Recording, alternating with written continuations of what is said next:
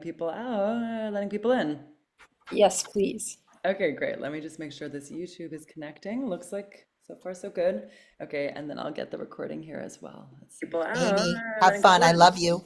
Yes, please. Okay, great. Let Thank me you just so make much, Amy and Sheila, for this. So happy to be here. okay, and here we go. Record to the cloud. Okay. All right, so I'm going to let people in. Here we go.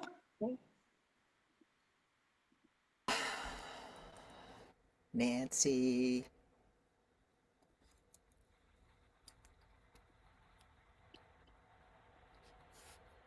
Hi, Nancy. Hi, John.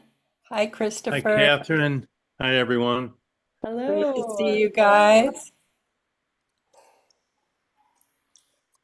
Okay. Hi, Glad to bring a little welcome. bit of masculine energy to the group. We appreciate it. Hey, where's David? Where's David? He's coming. He's Oh, good. coming. Here comes John. I saw an arm. Perfect. We were just hearing that you guys in New England are about to get a tiny bit more snow. Yeah, I just came in from snow duty. Where are you, John? I'm in New Hampshire, up near Sunapee, Hanover area. Nice. So you're gonna get hit with this blizzard as well. It's kind of a constant here, Chloe, Oh, or man. Cleo, rather. Sorry. Oh, that's okay. Yeah, I can imagine it's a lot of shoveling this time of year. Plow Well, trucks, snow blowers, all kinds of shovels, brooms. We got it all going. Nice. Has it already begun snowing? Not the latest round. We're probably going to get 4 snows in the next 8 days, totaling Yeah. probably 20 inches. I think Boston area is going to get hit worse. yes, we are. Yeah. Yeah. Yeah, the coast. The coast Yeah. is gonna get it. Yeah, we haven't had much of a melt from the storm we had a couple of weeks ago. And that was, how much was that? 12? We had 24 plus another 12. Yeah, 24 plus another 12. Yeah. So, That's what I'm cleaning up still from the couple days ago. We got about 8 inches. We're having a real winter this year. This is the first time we've had a real winter since 2015. So Right. Hey, this is supposed to Hi, be normal. Jenny. this is normal. This is Yeah. the wet we used to have in our childhoods, you know. Yeah. It was Yep. snowing every 5 minutes. Yep. So, Yep. Up to your knees, up to your hips. oh yeah. All those great sledding parties we had. Those You know? huge snow banks, and you could Snow and tunnel the in igloos we used to make. the Remember? igloos. Yeah. Mm. Hello. At the end of the driveway. Yeah, at the end of the driveway. That's right. Well, let's see. I think as people are getting settled in, I just want to welcome everyone, and for those of you I don't know, I think I know everyone, but my name is Cleo. I will be moderating today, and I'm coming to you from Los Angeles, so not quite as snowy over here. And I'm Dr. Catherine Hayward. I'm greeting you from Mallorca, Spain. So happy to be with everybody today. Thank you. Chris and I are in Chicago. We've left Philadelphia, and Chicago is much colder, but Philadelphia is expecting the huge snowstorm, and we're waiting for we've come to take care of our 16-year-old grandson who's flying in from Boston today, maybe. We'll see if he makes it. So, we're all just kind of waiting to see what's going to happen next with the weather. Mm. Are you guys supposed to get a lot of snow in Chicago? No, nope. Okay. Strange. A strange thing happened just on my end with the internet for a second. I think maybe it was a Zoom glitch with David, but did everything stay okay for you all? Mm-hmm. Yes. Great. Mhm. Good. Okay, fantastic. Let me make sure we are still set tech-wise. Yes, we are. Okay, perfect. So before we dive in today, I just wanted to let you all know that this is our first session exploring the theme of starting fresh. Um, so this will be, let's see. Oh wait, I'm so sorry. Hold on. This is the, yes, just got, we just had a weird glitch over here. But anyway, we're getting back into it now. But yes, this is actually the second. We've had a first session here before. So second session, apologies. But anyway, today we're going to be with our double special guest, which is very exciting. We have Sheila Magalhaes and we have Amy Roberts joining us to speak about movement and yoga and Ayurveda today. And the program will be starting with Sheila leading us through a meditation. So when the moment arrives, let's see if, yes, I think we have everyone for the moment. So let me see, I'm going to pass the torch to you, Sheila. All right. When you're ready, you can take us away. All right. Hi, everybody. Welcome. I'm in Western Massachusetts, and we are the calm before the storm here. And I'm really, really grateful to be back another weekend, another Sunday with everybody. And so I welcome you all to this TLC event. Grateful to be here with my friend Amy. So, for centering, for settling, it's such a wonderful thing to do before we launch into any project, any conversation, a webinar, a meeting, to arrive. So, I invite you to get comfortable in your chair. I usually need to come forward a little bit so that I can sit up tall. Imagine there's like a thread from the crown of your head up towards the sky. And if you can feel your feet on the ground, have a felt sense of your seat on the chair. And the shoulders draw back and they slide down. Before we begin, take a deep breath in any way you like, and then let it out with a sigh. And then do that again. Take a deep breath in, and exhale, letting go. And then when it's comfortable for you, you can let your eyes close or look soft past the tip of the nose so that you begin to soften your peripheral vision and turn your attention inward. And let each breath you take draw you into this present moment. Breathing away anything, everything that you needed to do in order to arrive here, to carve out the time, find a quiet space. I'm always really amazed at a group coming together. You've put this on your calendar and you've set your intentions and then you follow through. And I think that's a very powerful thing. It's a practice of presence. It's a practice of self-care.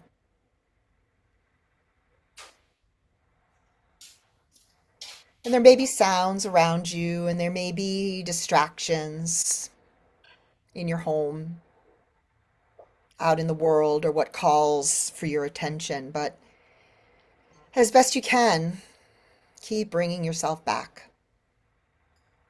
The mind loves to wander forward and back, future and past. I'd like to introduce a concept of letting go, which you hear a lot in yoga, letting go. Letting go. What does it mean to set aside old ways of being and create space and room to shift and grow?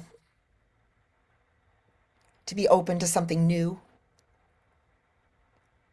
To be ready to step into another way of being that honors where you've been and who you are, and gives you the space to have the patience for this unfolding that is happening as we step into new beginnings, fresh starts. Release is the word of the day from a daily word, a little booklet that I've been following for over 40 years. Release. And the affirmation is, I release old beliefs as I grow and evolve. And just taking in these words and then reflecting, we'll be quiet together. So many things shaped my beliefs over the years. Upbringing, family history, education, Mm-mm. Mm-mm. friendships, and spiritual life, just to name a few. And as I go through life, I'll have new experiences and meet all kinds of people. And I may find that old beliefs that once fit me, and maybe fit me well, fit me no longer. Growing and deepening in spiritual understanding may mean releasing ways of thinking that no longer serve me. But I can do that and honor the person that I was, the person that I am, and releasing to make room in my mind and open my heart for the person I am becoming.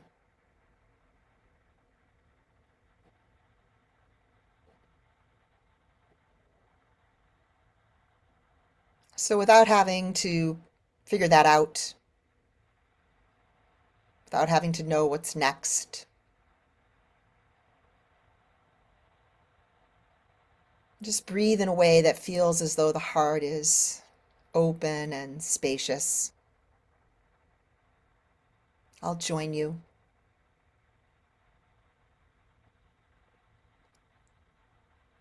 A way of calming and settling the nervous system is to breathe in and out through the nose. There are many wonderful ways of breathing that help you to change your mind, help you to change your mood. The breath is a wonderful friend, always available. Your feet pressed to the earth to root and ground you.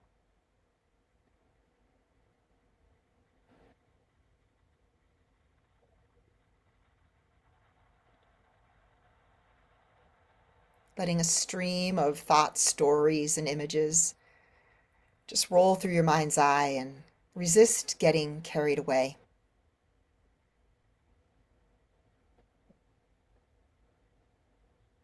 And not by pushing. Instead, it's time to allow.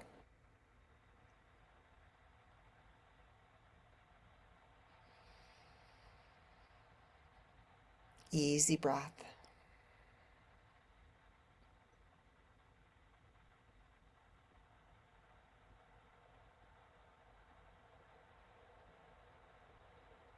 Deep, full, rich breathing.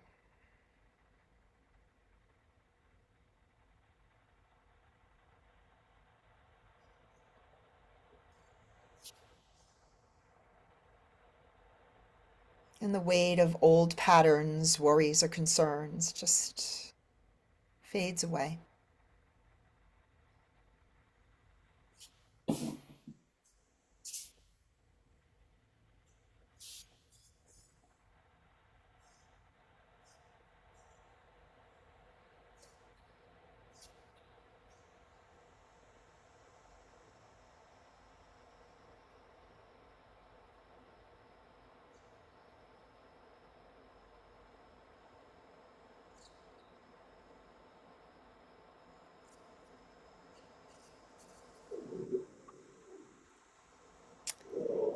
Have a felt sense of this community that is gathered this afternoon.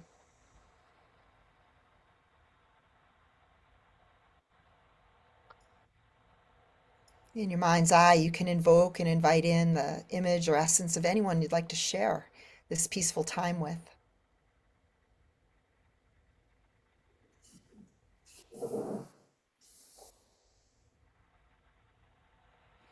And as I like to say, as we complete You can put one hand over your heart, the other hand on top of it, and feel that heartbeat and breath. And with deep respect for who you are, as you are in this present moment.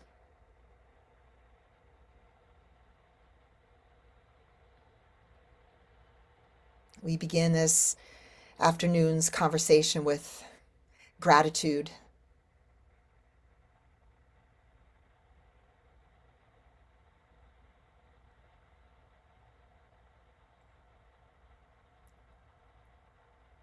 And when you're ready, let your eyes open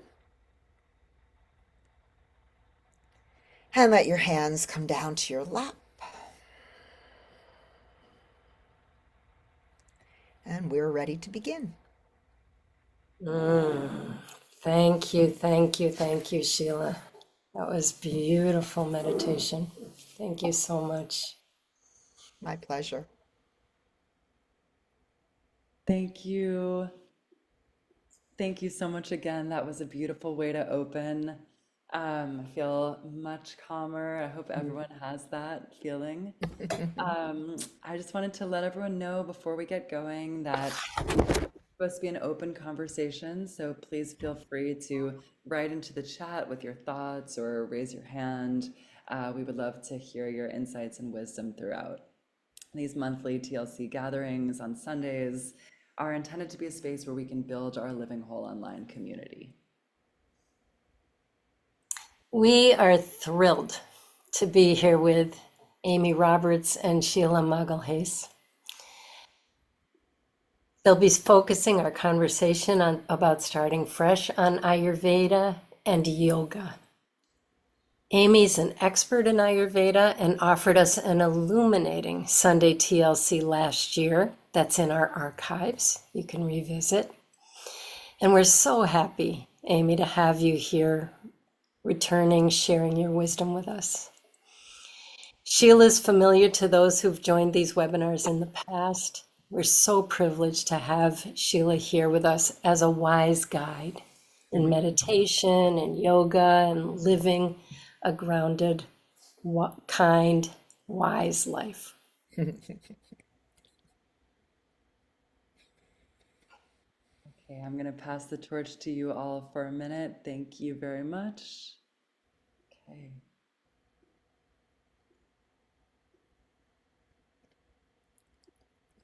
Hey, Amy. Hi. Amy and I go way back. We were friends in high school. We raised our kids together. We lived in the same kind of neighborhoods close by. I fell in love with yoga when my daughter was born. That was 35 years ago. Amy and I were in a play group together. So I'm sure that when I first started doing yoga, all I could do was probably talk about yoga. You know how it is when you fall in love with something. You're like, oh, you guys all need to know about this. I'm not sure, Amy, if you came on board right away. No, I didn't think so. no, not right away. Amy had a very corporate job, and yeah, but you were open, and at some point, I don't know, you just started showing up in the yoga world with me and my friends, and such a joy to share it, just like we're sharing it today with all of you. We hope that you get inspired and curious. And then Amy went to the place where Ayurveda is sometimes called the sister science of yoga. Both of us were very interested in the science of yoga because slowly over time, the scientists and the great teachers were saying, "Hey, this yoga stuff works, and here's why." See, before you didn't really know why. You just experienced it and loved it. But the science talked about the nervous system, vagal tone, fight or flight, and the relaxation response, and all these really cool neuroplasticity, all this really cool stuff. So we were very curious about that. But Ayurveda is called what? The science of life. And it's like a connection, not just the yoga asana or poses that most of us are familiar with, but it moves into deeper realms of living with nature and in tune with the world around you. And it's very, very fascinating. And Amy took a deep dive, and I'm so proud of her. So thank you, Amy, for being with us today. Thank you. I'm so appreciative of this invitation to join this very loving, spirited community that is just full of curiosity and wonder, and it's very exciting for me to be here.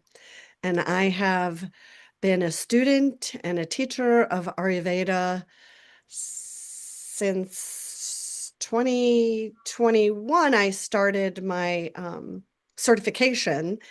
And then prior to that, as part of my yoga teacher training, Ayurveda was introduced very discreetly and subtly. Um, Little tidbits would be used in our yoga classes. And I became more and more interested as I started to feel the benefits of yoga and the Ayurvedic practices. We'll talk about some of those today, and I'll be identifying where things crossover may not be the right word, but where things are the same between yoga and Ayurveda. Sister sciences, as they're known as. And Ayurveda is actually the oldest known medical system that has sustained over 5,000 years, maybe even 6,000 years. Introduced in India through rishis, who were sages that got this information downloaded and then practiced with it and observed these different techniques for wellness and wholeness and how we might reach our optimal health. The thing that I love about Ayurveda, it's the whole picture. It's 360 degrees of your life and how you move throughout the world. How many of you have at least heard the word Ayurveda by show of hands? Or, okay, wonderful, great. So it's known as a consciousness-based set of practices, meaning you really have to be aware and accountable. Whereas there's no magic to the results. It's a matter of discipline and in some cases, some hard work. So we'll go through what we call the pillars of perfect health or optimal health. Those pillars are the foundations, the things that provide all the support for our wellness in our journeys, in our unique and individual paths to this place of joy and compassion for ourselves and others, and to provide the union between mind, body, and spirit. So moving right into the pillars, I'm just going to share some imagery just to make the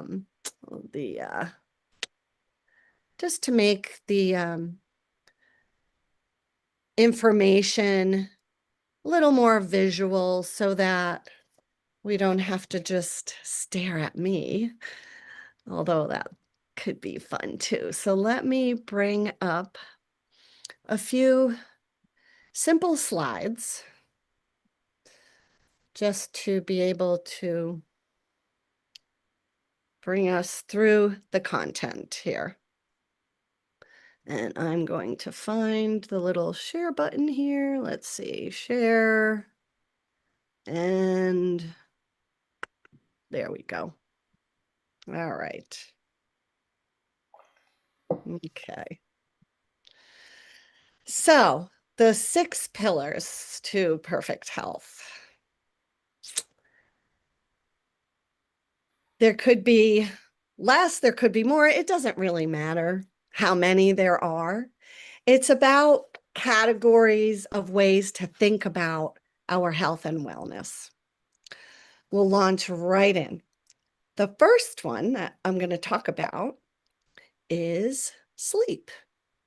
And for some reason, the slides. Oh, I guess it wants me to try to figure out how. Oh, it must be a timing thing.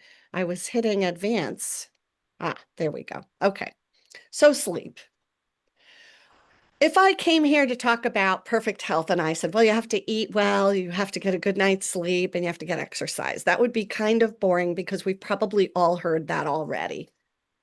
But do we look at the fresh start of our beginner mind and say, am I getting the right amount of sleep? Am I getting a deep sleep? How am I feeling in the morning? What time do I go to bed? What time do I wake up? And Ayurveda gives us some guidance that helps us work through these different pillars in a way that Ayurveda teaches us could be very useful to making us feel better. So with sleep, we're going to be able to let the body not just rest, because the body's actually very busy detoxifying. We're balancing hormones, we're strengthening the immune system, the liver is getting cleaned out, the brain is getting scrubbed, the interstitial fluid is getting rid of that plaque that builds up on the brain.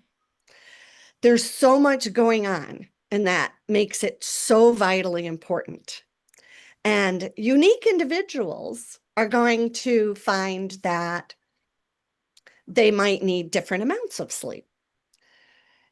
In Ayurveda, we talk about our constitutions, our mind body makeup. And so some people might need a little more, some people might need a little less. In general, we're told you need about 7 to 9 hours of sleep a night. And when I've done sleep workshops, and I believe there's some content on Living Whole online, the platform has some great content on sleep. We do want to layer on the Ayurveda perspective, which says nature, aligning with nature, being and understanding the body of knowledge around the science of Ayurveda, tells us that aligning with nature means when the sun goes down, that's a signal for us, our bodies, our minds, to start to quiet down, to start to think about unwinding the day. When the sun rises in the morning, that's nature's way of telling us it's time to get up. So the Ayurveda time clock says that there are certain blocks of hours where there are certain energies in the universe, there are certain forces, and there are certain qualities of nature that if we're aligning with them, we're going to find that maybe we actually feel a lot better about moving through our day.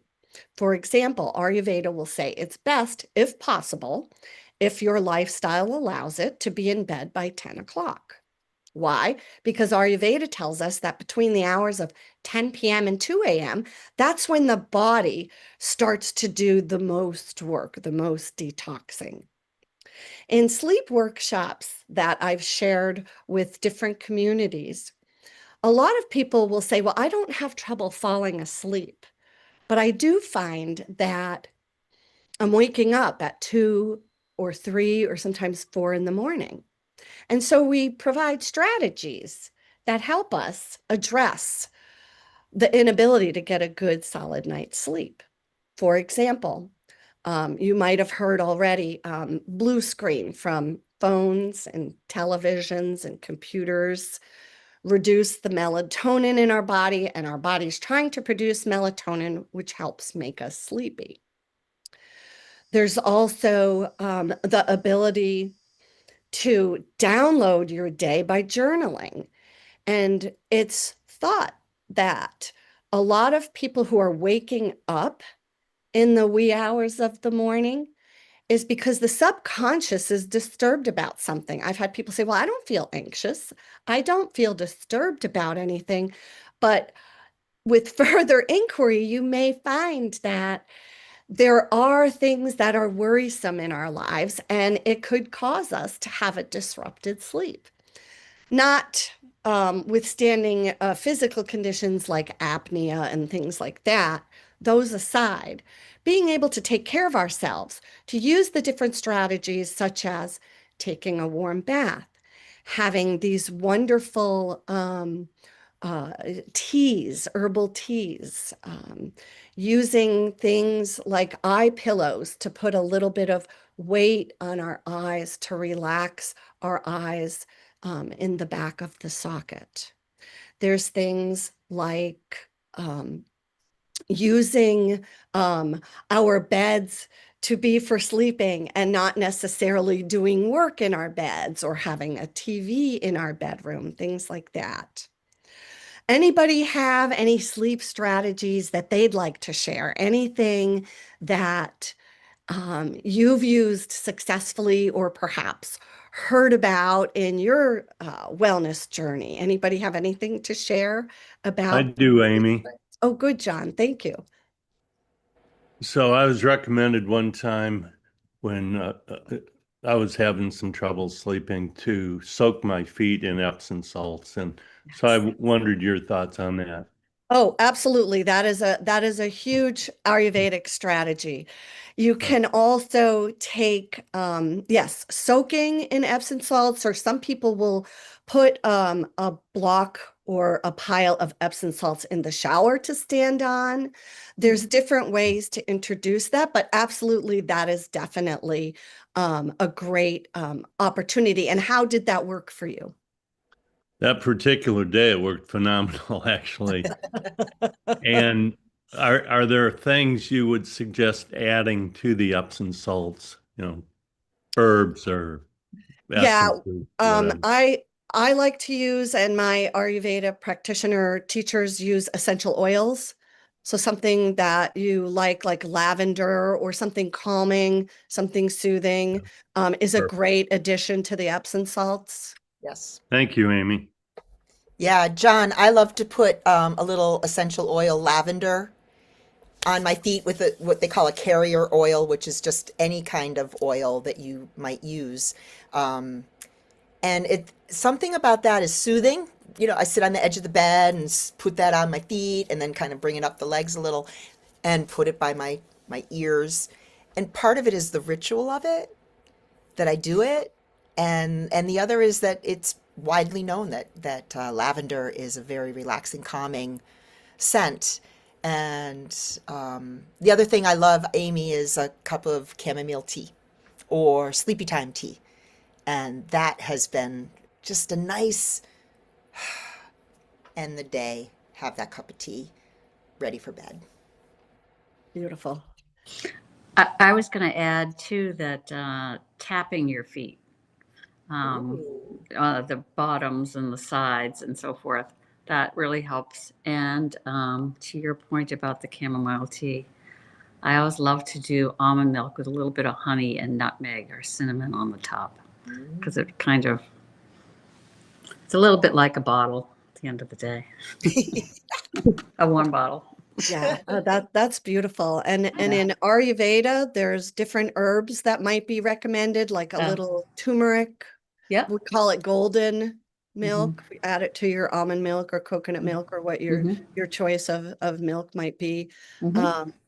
That is very relaxing for the body and the mind. Those are all beautiful suggestions. There's a whole list of things you could talk about. Sleep strategies for many hours. But unless I missed someone who wanted to share, we'll go to the next pillar. Okay, great. So the next pillar is meditation. And thank you, Sheila, for that beautiful meditation. That is such a lovely way to help us reduce stress. And the whole introduction of these pillars about health and wellness and about being our best selves is really around our choices, because everything that I'm going to talk about in regards to sleep, meditation, and the other pillars is about our lifestyle choices. And because many of the afflictions and many of the problems that we face in society today are a result of the choices that we've made. High blood pressure, type 2 diabetes, obesity, many of these, what are often referred to as lifestyle diseases, can be moderated or even completely, I don't want to use the word cured, but addressed by the choices that we make every day. So how we prepare to go to sleep, how we prepare to meditate. Do we have a ritual around where do we meditate? Do we have an altar? Do we have photographs? Do we use a candle? Do we use soft music? Are we wearing or using prayer beads? There's lots of different ways to have ourselves set up for these practices. And what I was always taught was that in meditation, it's not how long you meditate for, but it's the consistency. It's, are you able to find a time to meditate every day? And are you able to do your meditation for about the same length of time, whatever's comfortable for you in your daily routine? Because we get this profound relaxation and the ability to gain or transform energy in our bodies and our minds, we can really support any of the stress-related illnesses that seem to plague many of the folks that we are around, our family members, our coworkers, our friends. People have studied meditation for a long time. John Kabat-Zinn did amazing work at the UMass Medical Center. And through imaging and all the technologies, we've really discovered amazing scientific benefits. Was somebody going to pipe in there? I wasn't sure if I heard somebody. No, okay. So meditation for me is something I do every morning, because if I don't do it right away, my day gets going and I end up, well, I'll do it at 2 o'clock or I'll do it at 4 o'clock. No, I'll have to do it right before bed. And right before bed is also a great time too. But for me, my personal practice is to do it in the morning to set my tone for the day and to be able to maintain something that is as even keeled as I possibly can, because as the day progresses, we all know all sorts of things are going to bombard us. All of our senses are going to get hit with all kinds of interesting and maybe not so fun things during the day. So I can count on my wellness and my meditation, because I'll notice right away if I did not meditate or if I didn't meditate for a long enough period of time, what kind of stirring goes on, the racing mind, the fluttering in the stomach, those kind of things.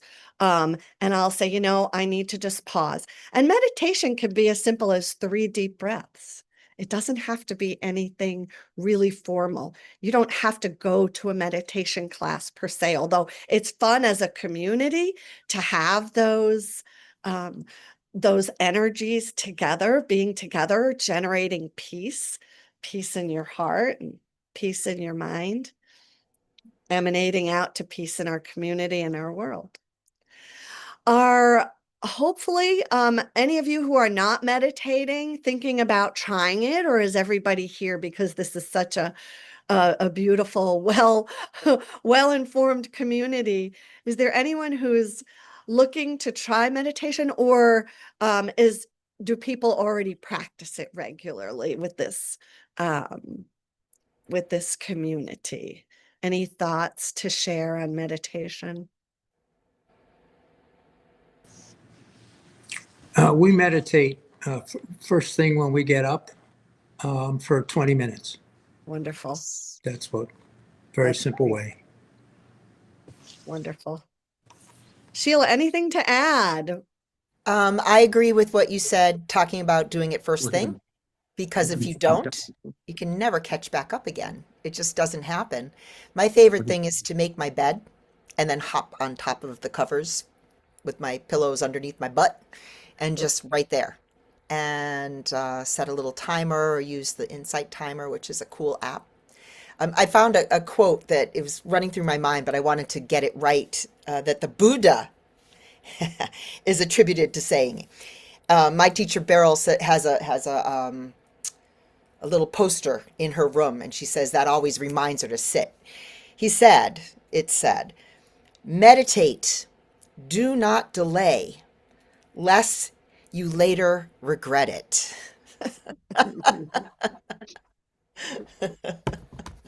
That's great.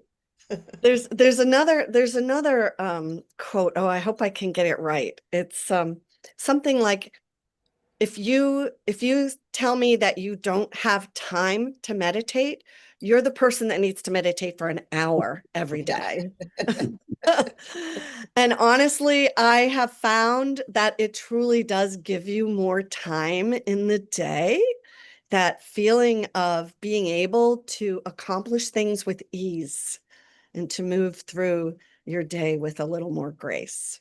So thank you for that, Sheila. And Yeah, and also, yeah, yeah, the other thing is there you don't judge your meditation. It's right. just sitting quietly, and our minds are busy. That's what they're designed to do, to be busy.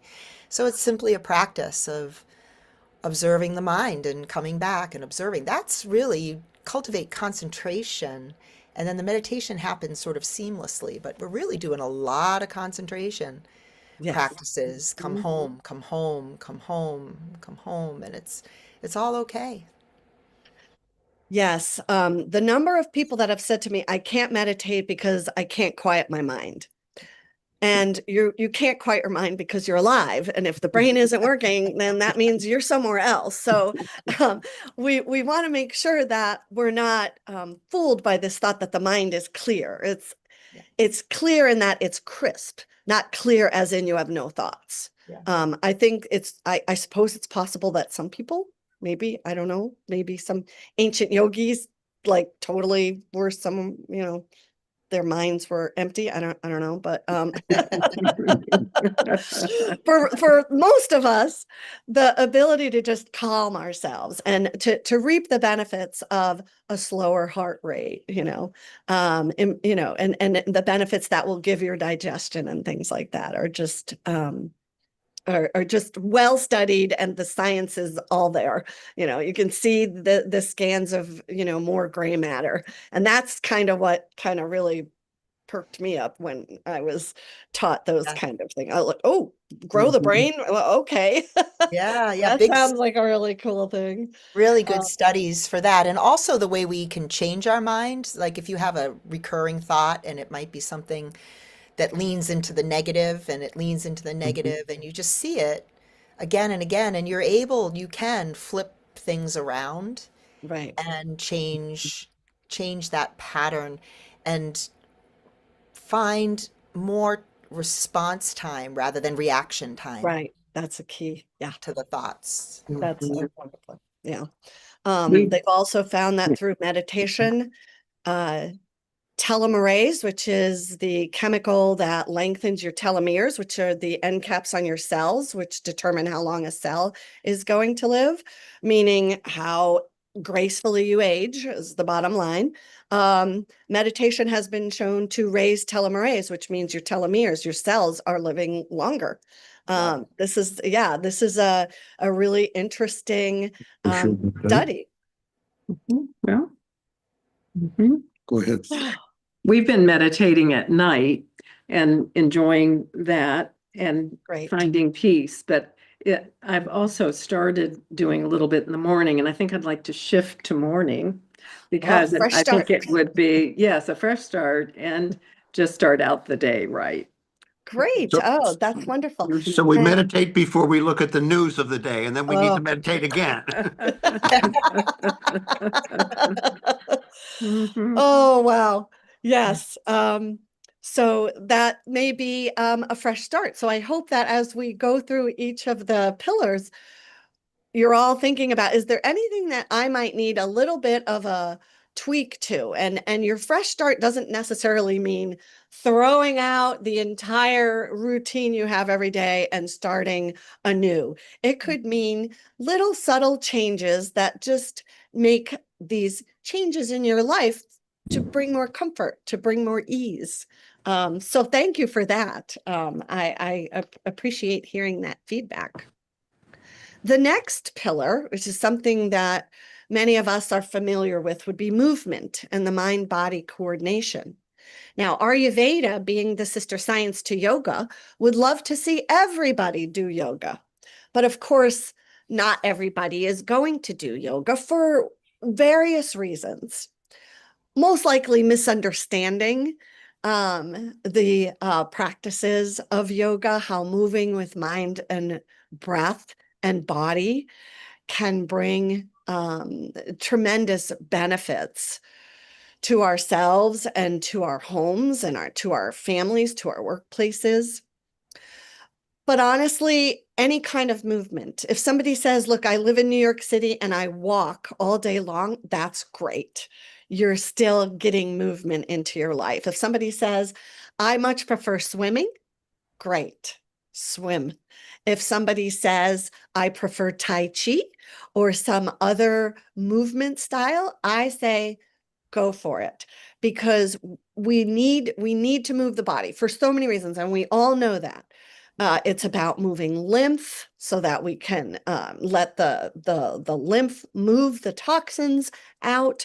We need to be able to calm the mind. We need to be able to steady ourselves, to find strength in the muscles, to move and release some of the fascia, the soft connective tissue in our bodies, creating joint health, moving joints, secreting synovial fluid to keep the joints healthy. There's just unlimited number of benefits. The thing that Ayurveda teaches us is that because we're all unique, are we doing things mindlessly? Like every morning I get up and I go for a run. Great. That's awesome. Unless you're not feeling well one day and you still go for that run. So Ayurveda says, maybe if you're consciously aware of the mind and the body, maybe we're going to do something a little different today. I'm not going to just unconsciously dive into my morning run. I'm going to say that I need to just go for a walk in nature. I might take an inventory of my inner landscape and say, I need a hot yoga. I need to sweat today. Or I might say, you know, I'm just completely depleted. The day has been very draining. I need a restorative yoga. I need to lay on bolsters and pillows, and I need to be propped up with blocks and blankets, and I need to have a yoga nidra experience. So there's so many different types of yogas. What Ayurveda says is, are we matching the yoga style to what brings us to our optimal or perfect health? And that is a little different than how some philosophies might talk about exercise. You need 20 minutes of exercise 3 times a week. Okay, well, that's great. But are we doing things that support our constitution? And that's what I learned in Ayurveda. Does anyone have any thoughts about their movement and how movement and that mind-body connection resonates with them? Any thoughts to share there? I have a question on Ayurvedic types. Like, how do you determine that? Well, typically there is a little quiz that you would take, and the quiz will identify certain qualities or characteristics. And then there's languaging around those characteristics that help us determine, my body is generally running a little hot all the time. And not just physically, but my mind might be running hot. So I might get a little irritable, but I'm also very focused. I'm of a certain type of constitution based on the Ayurveda categories. So by taking this quiz now, most of the Ayurvedic practitioners can simply be in the presence of someone for about 30 seconds and they're going to know because of the physical characteristics. Body types come into play. So it's about eating habits, sleeping habits. It's about how you digest your food. What does your poop look like? How does what's the skin glow or no glow or dullness? I mean, all of these things come into play. And typically an Ayurveda practitioner will go through a questionnaire and an interview to determine what your constitution is, and then the guidance around how to be the most healthy you can possibly be to your potential will be based on those categories. Thank you. And maybe someday we can have a discussion here on TLC about those constitutions. In Ayurveda, we call them the doshas. Those doshas give us a foundation of which to then make better choices. And that's what this is really all about. So just in the essence of time, because I tend to get a little carried away with all the things I love to talk about, I'm going to move on to the next topic, which is breath is also movement. So if we think about breath as movement, we can use breath to energize, to calm, to warm, to heat. I have probably 10 or 12 different breaths, or what the Sanskrit term is pranayam. I have probably a toolbox full that I will use depending on what I need. Do I need to calm myself down and wind down for meditation or bedtime? Do I need to energize? I don't want to drink a cup of coffee. I want to use my breath to get myself into a place where I can complete whatever task it is I'm trying to do. So the way breath works, and let's see, yeah, we can take a couple minutes to just do a short breathing exercise. The way the breath is going to work is when you inhale, the diaphragm goes down as the lungs fill with air. You're going to feel your belly push out. And as you exhale, the air comes out of the body. As the diaphragm rises, the lungs will empty and you'll feel the belly contract as the navel presses back towards the spine. So I'm going to invite us to take just a moment. You can either place your hands on your belly or keep them relaxed on your lap. And the first breath we learn in yoga and Ayurveda is called the 3-part breath, Dirga Pranayam, where we will breathe in and feel the lower belly expanding. Part 2 is the ribs flare out. Part 3, the breath comes up into the top of the lungs, imagining up to the collarbones. As you exhale from the top to the middle to the bottom. So if you can imagine inhaling, we'll just do one part at a time. Inhale, feel the belly expand. And then exhale fully, the navel pressing back. Now inhale, focus on the middle of the body there. Inhaling, feel the ribs flare out like the gills of a fish as the intercostal muscles lift the chest.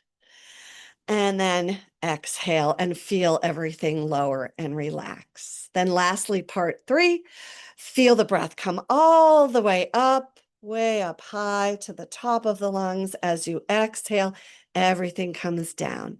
Dirga Pranayam, the 3-part breath. I'm going to invite you, if you'd like, to take 3 conscious breaths in that way by yourself at your own time, at your own pace.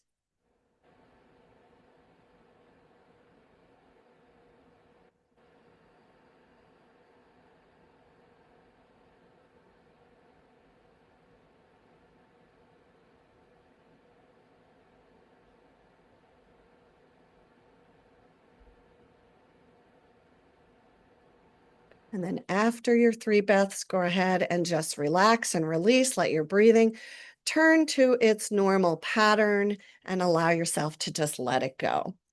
So I wanted to make sure that we talked about breath and breathing practices as a form of movement, because it's also one of the important practices that will help regulate emotions.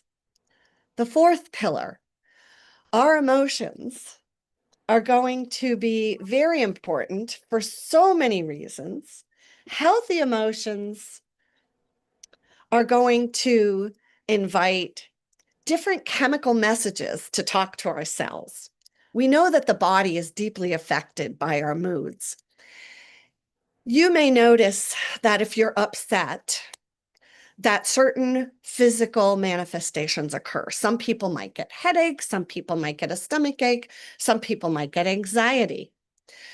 If you're having poor relationships, if you are constantly in conflict with people around you, that stress is going to increase hormones such as cortisol, which then floods all the organs, which could potentially lead to inflammation and all sorts of other issues. When you cultivate healthy emotions, you're promoting self-healing, your healthy emotions such as love and kindness and compassion expand your well-being and happiness, giving us equanimity, focusing on gratitude and peace. Emotions are going to help us manage and regulate our stress, which is well known to contribute to these lifestyle diseases that we're all trying to make sure we're conscious about, and that we are moving through the world, taking note of how we are presenting at that point in time. Anybody have any particular strategies that we haven't talked about in regards to regulating emotions?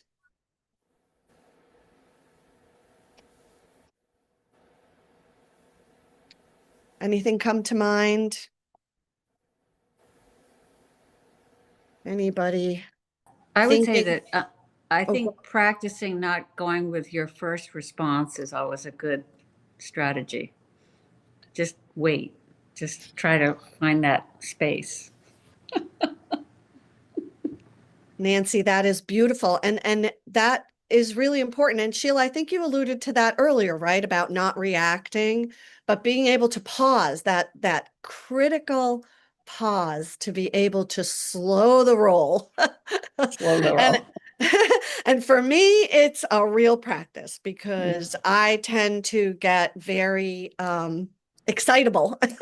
It's part of my constitution. It's part of my my nature, right? So being able to be aware of the emotions and then to be able to self-regulate is going to be a wonderful thought, a practice that brings that conscious approach to Ayurveda, that consciousness approach to being well and to living well. I think the breath is the key to that too, Nancy. Like Mhm. when you notice and you, I mean, they literally say that, take a breath, everything's going to be okay. What? Take a breath. And that's something that we can say to ourselves. Mhm. Take a breath. Yeah, for And sure. that Durga pranayama is rich. I love that. Thank you, Amy.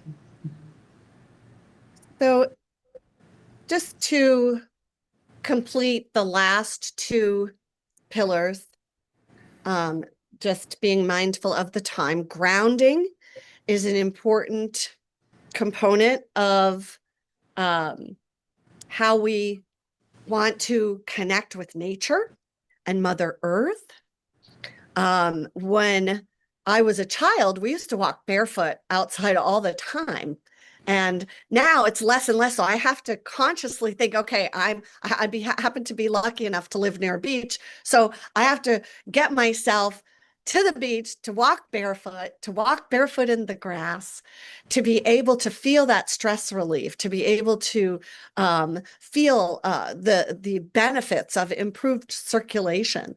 Now, what Ayurveda tells us is that because we're all living in a body with an electromagnetic field, when your bare feet touch the earth, which is also electromagnetic, we're exchanging ions between the earth and our body. And that the earth's surface can discharge any of the unpaired positive ions. Now, the science around all that can go real deep real fast. Honestly, to me, it's really just about being in nature. Can I make sure that I'm getting some fresh air, getting fresh, fresh movement into my body with nature and the earth, however that needs to happen.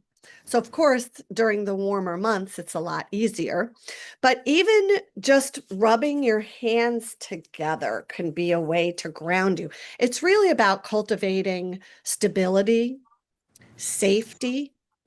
It's about feeling ourselves connected. And that's why grounding is so important.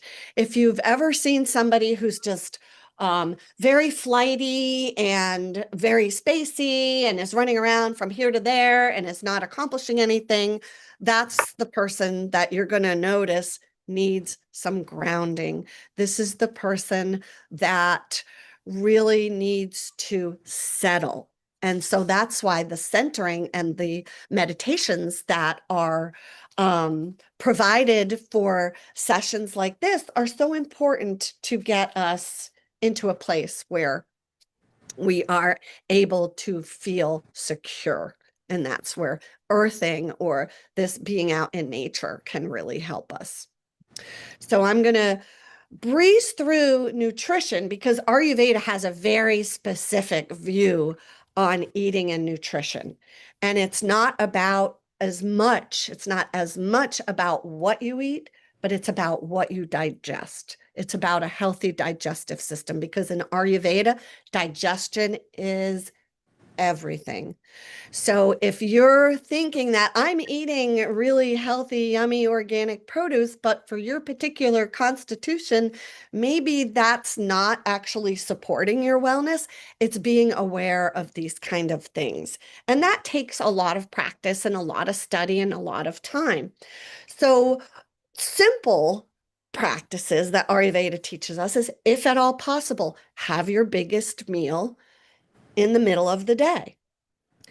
That is when your digestion is most likely optimal. That's when what we call the Agni, or the fire in the digestive system, is most prepared to digest the food.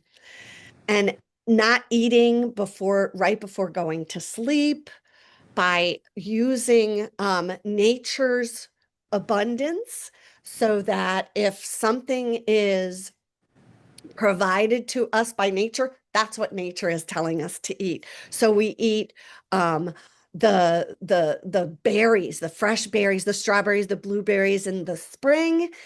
Those antioxidants are there.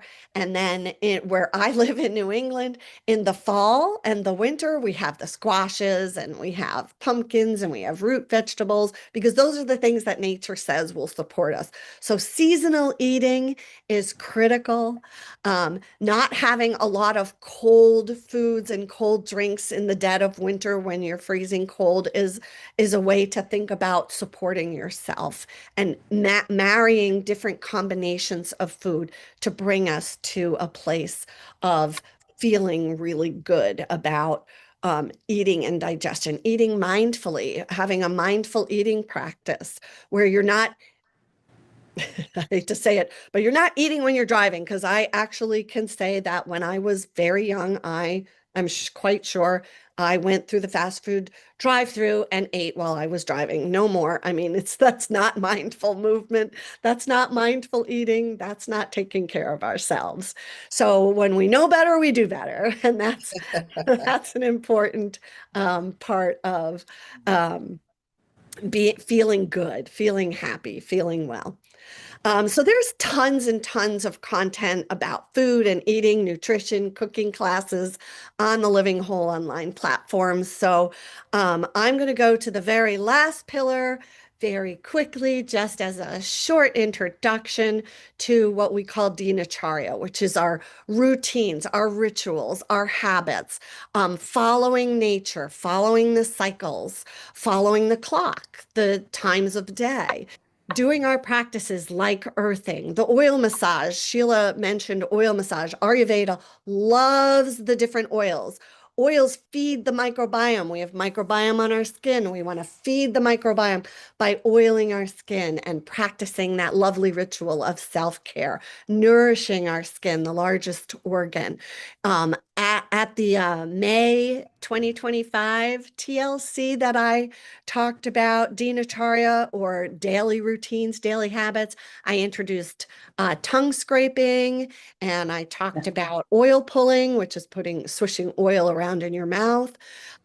We talked about sleep. The neti pot is another ritual. I know that Sheila uses a neti pot every day.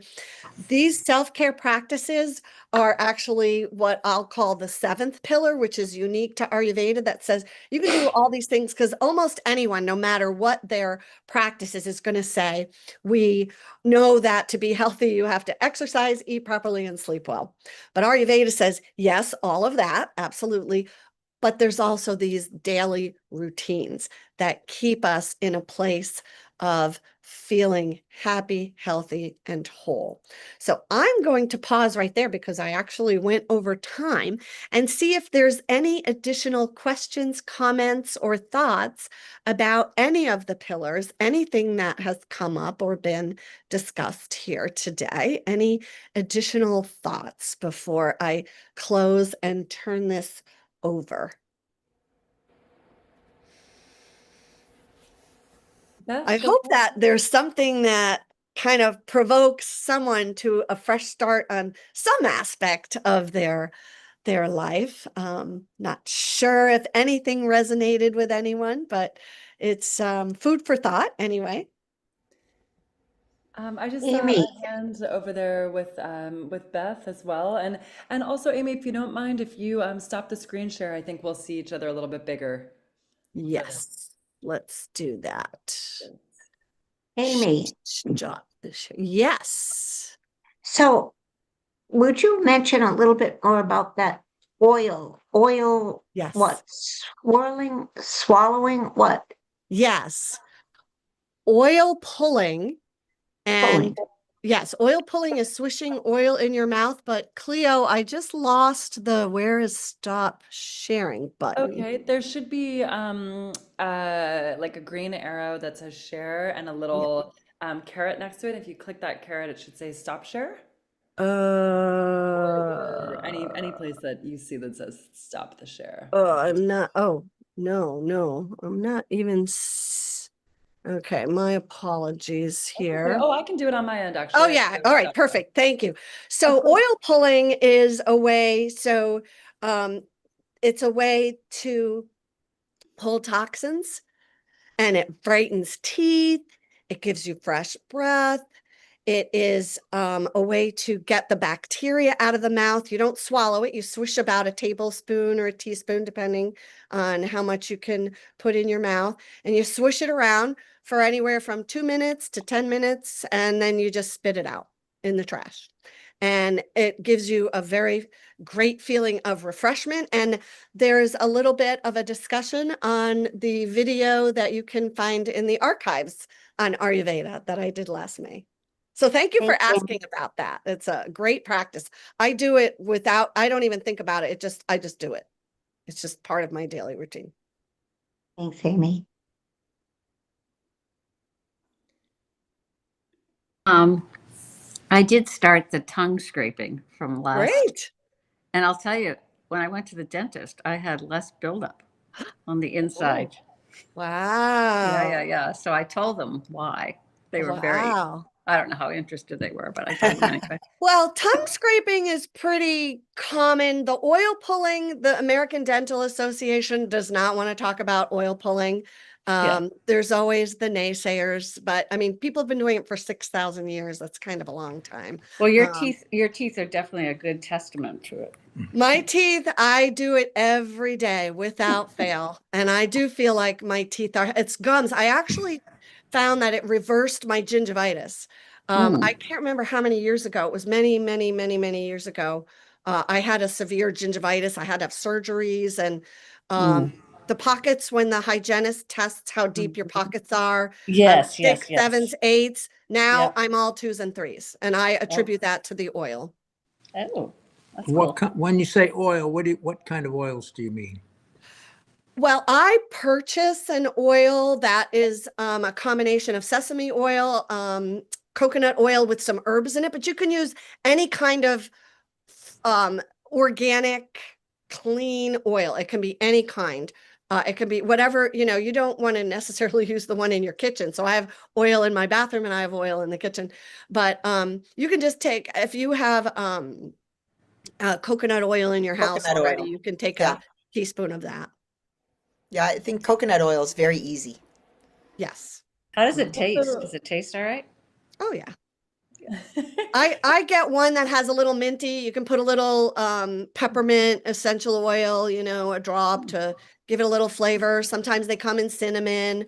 Um, Cleo just put a link, thank you, Cleo, in the chat. If you're interested in more Dean Acharya tips and suggestions, I linked to a little one-pager at the Banyan Botanical site, which is where I purchase all of my products from. So the Banyan Botanical site, you get all the best oils. They're very conscious about supporting the farmers, and it's all organic and very well sourced. Sheila, you were going to say something? I'm agreeing with Banyan Botanicals as being a source, and I've actually started seeing the oils for pulling at CVS, Wow. and they look like they're pretty good quality. So I haven't purchased, but there they are, That's great. Yeah. a little So more mainstream. thank you. Yeah. I didn't notice that, but I don't go to CVS too often, but sometimes you gotta go. I mean, so the link will bring you to a Dinacharya overview, and it gives you a whole bunch of different things that Ayurveda practitioners will do every day. And if you see one that intrigues you, try it. If you don't like it, then you just put that aside and you try something else if you're curious. So thank you for that, Cleo. And I know we've gone way over here, so we yes, have to I'm move so along. sorry. I was just gonna say I'm gonna jump in for the interest of time, but thank you so much. Also, for anyone interested in getting in touch with Amy further, I've put her email in the chat there, so feel Thank free to copy that down. But yes, otherwise, I just wanted to say thank you so much. That was a very inspiring and wise conversation and packed with info, which I'm sure we're all going to be thinking about, which was really great. So before we move ahead to our closing with Sheila, I just wanted to take a moment to highlight some of the upcoming content that we have going on here. So let me adjust these spotlights. I'll bring you back in a second, Sheila.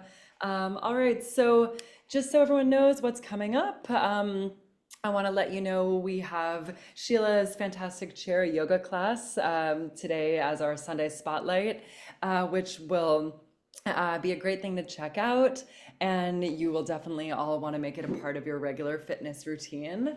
And additionally, Catherine has been recording some new podcasts. We have a new series called Living Whole With, in which we bring in different people to discuss exploring what it means to be living whole. So coming up, we have a new podcast in this series with Sheila and Catherine describing the important work of Heart Song Yoga. We also have a podcast with another Living Whole Online facilitator, John Drennan, exploring his journey to create Consurgo, a community focused on seekers, and his book called The Tao of Network Marketing. Ooh. So all of that is coming up, in addition to Neil Barnard's powerful song, Tout ira bien, which is particularly timely during this moment in history. And at our next Sunday TLC gathering on March 22nd, so exactly a month away, Dr. Adam Reinfleisch will be featured for the entire program, doing beginning, middle, and end. And he is an integrative whole health physician practicing at University of Wisconsin and also a shaman.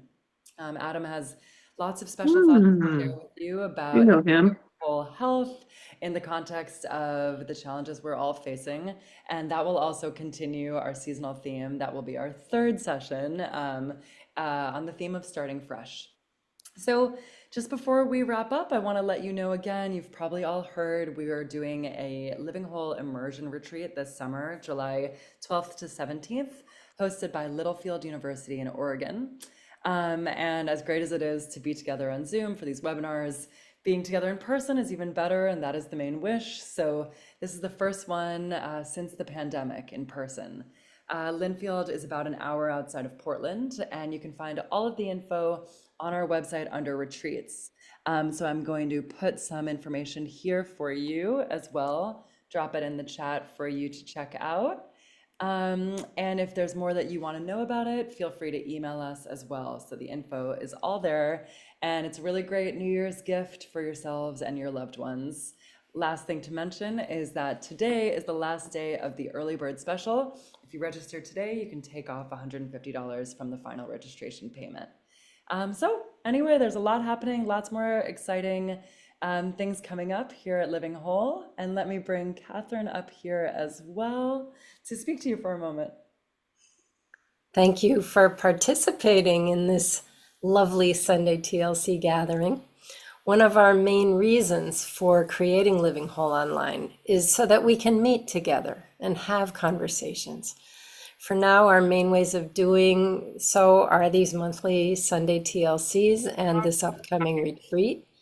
And if you have other ideas for how you'd like to help build this community, please let us know. And so now, let's turn to Sheila and our closing. All right, here we go. Sheila, the floor is yours. All right. Thank you, thank you, thank you, Amy and everyone. Let's do some movement, some mindful movement. I love that you had mentioned that, Amy. You know, taking a run is an awesome thing to do, but being mindful, maybe even unplugging from the earbuds and being aware of your surroundings and slowing things down in your brain as you run, like that's so important. And these easy stretches and yoga expressions of movement and energizing the body, they can be very short, very simple.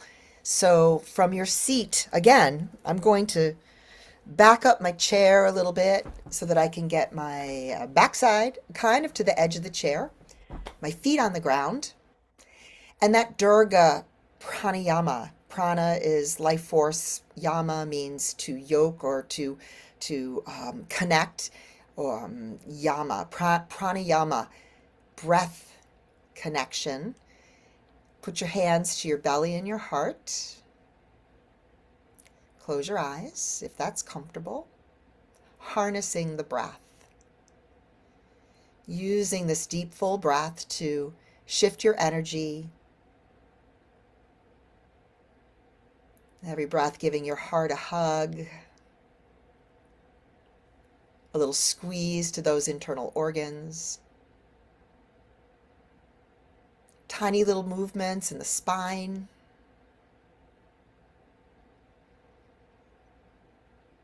The opening of the ribs. Settling into your seat.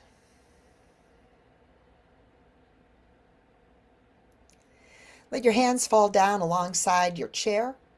Turn your palms up and inhale. Reach the arms up so slowly as you breathe in and tip your head back.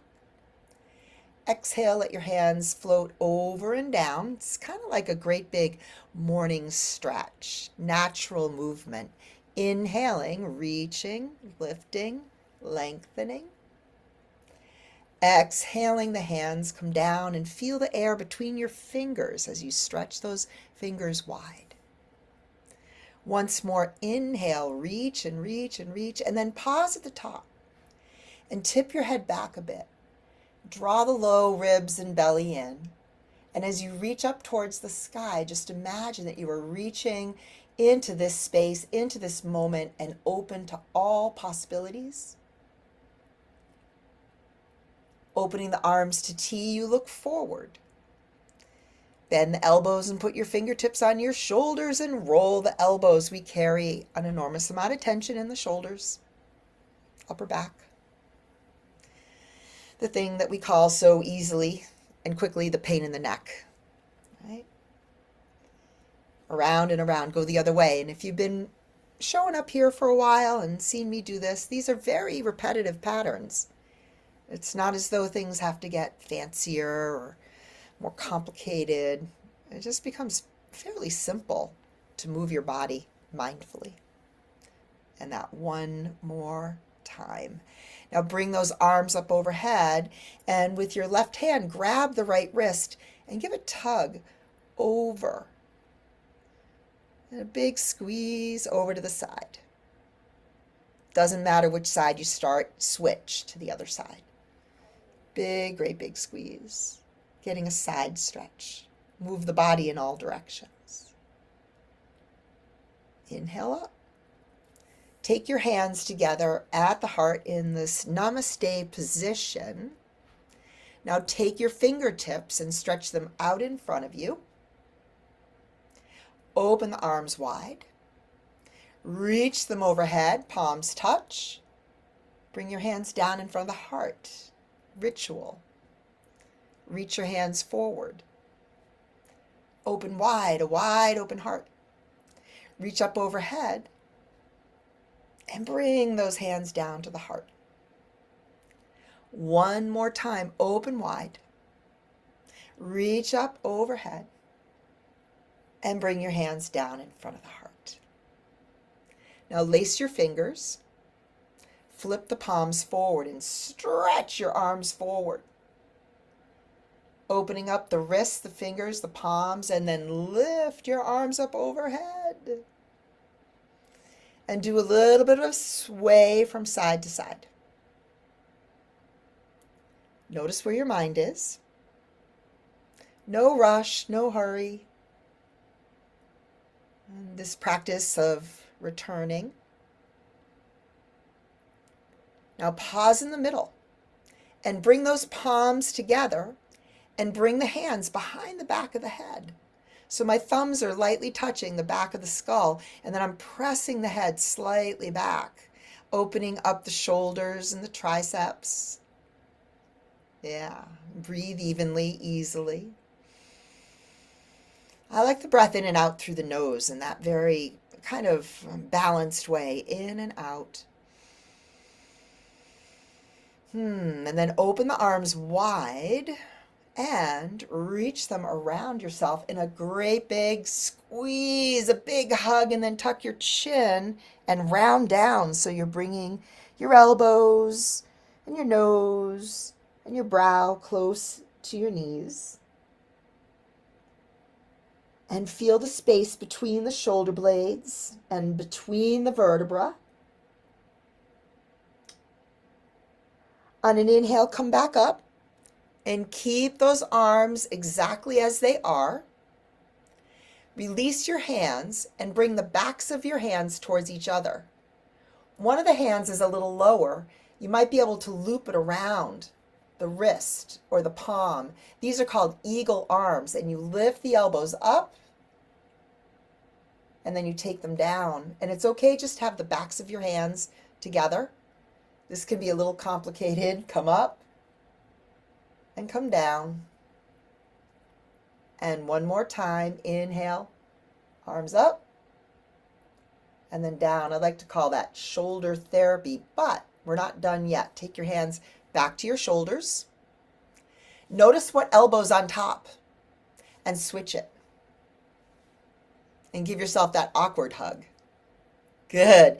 And then tuck in and round down and drop your head. I like a great big sigh, one that you could hear, alerting your nervous system that you are taking time to just let go. Inhale as you rise up. Pause at the top. Take those hands off the shoulders, and the same thing, the backs of your hands towards each other, and then that awkward kind of reach around the wrist and lifting and lowering. The only thing to be aware of is to not grab your thumb. Up and down. Notice if you hold your breath while you're concentrating, and instead keep the breath flowing. And bring the elbows down and take your hands again to your shoulders, a great big hug. Slide your hands down your arms. Go slowly past your elbows. Go slowly down the wrists, the fingertips, apart, and then shake out your hands. Shake them out. Good. And then let the arms just be a little loosey-goosey, right? And again, letting anything heavy come off of your shoulders. Put your hands right on your knees.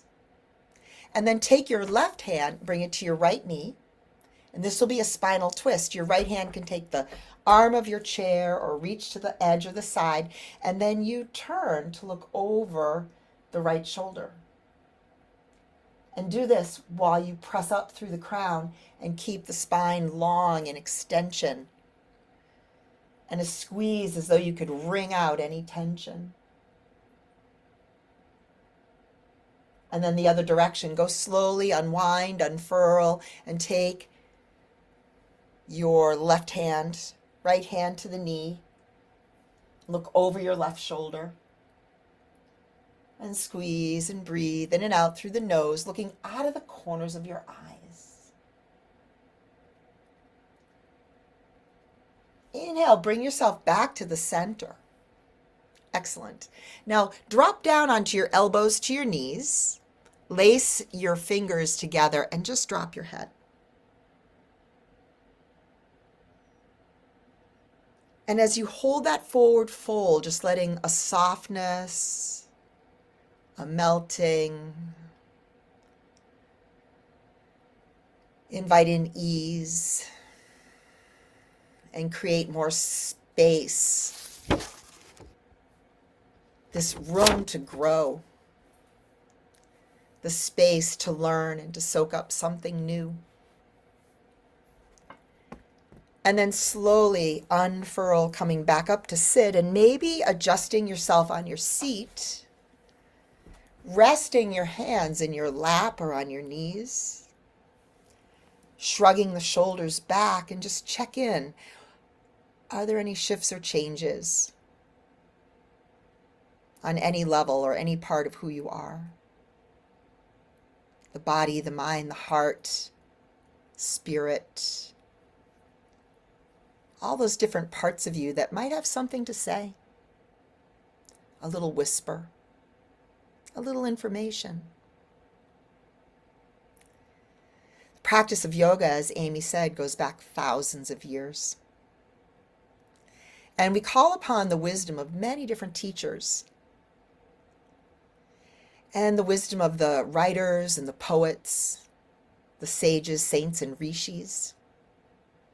There's a beautiful poet whose name was Rumi.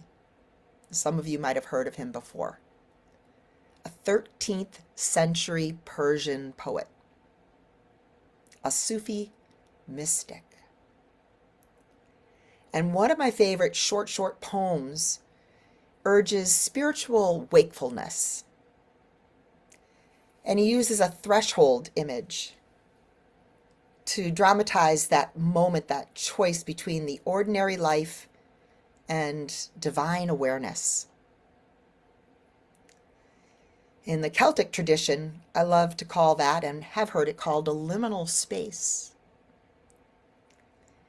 A space when you've outgrown a previous identity or pattern, but you haven't stepped into the new version. This new version of yourself can be uncomfortable. It's a transformative middle zone. So as you keep those eyes soft and closed, bring your attention to that inner landscape, your own threshold. Preparation, a recalibration before growth, action, or change. Rumi says, The breeze at dawn has secrets to tell you. Don't go back to sleep. You must ask for what you really want. Don't go back to sleep. People are going back and forth across a door sill where two worlds touch. That door is round and open. Don't go back to sleep.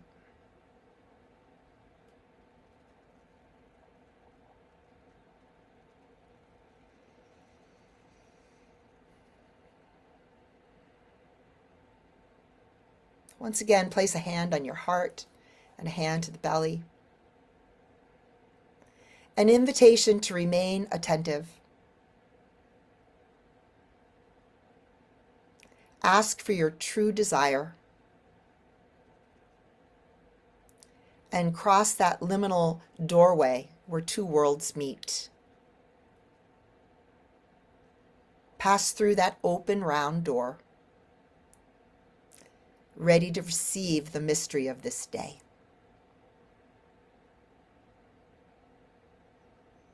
Take a deep breath in. Let a long sigh out. Flutter open your eyes.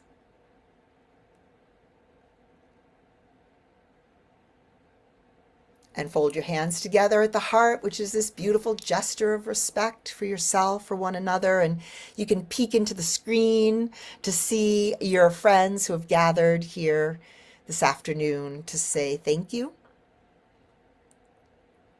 And in the yogic tradition, namaste, which means the light in me sees the light in you. Thank you. Thank you, Amy. Thank you, Catherine. Thank you, Cleo, and all of our friends. Have a beautiful day. Thank you so much, Sheila. That was a wonderful way to close. Um, Let me just say that as a reminder, our next Sunday TLC is going to be on March 22nd. So we look forward to being with you all again then at the same time in your local time zone, wherever you are. And if you're not currently on our mailing list but would like to be, please feel free to drop your email in the chat and I will make sure to add you. We only send one email a week and you can unsubscribe at any time. So that is all for us. Thank you so much to everyone. Thank you to our special guests. And please feel free to sign off when you're ready. Catherine, any closing words? It's been wonderful to be together. Look forward to being together in March. Thank you. So I guess that is all for now. Farewell, and I'll move people to the waiting room where you can feel free to take a moment and decompress if you like. Thank you so much again.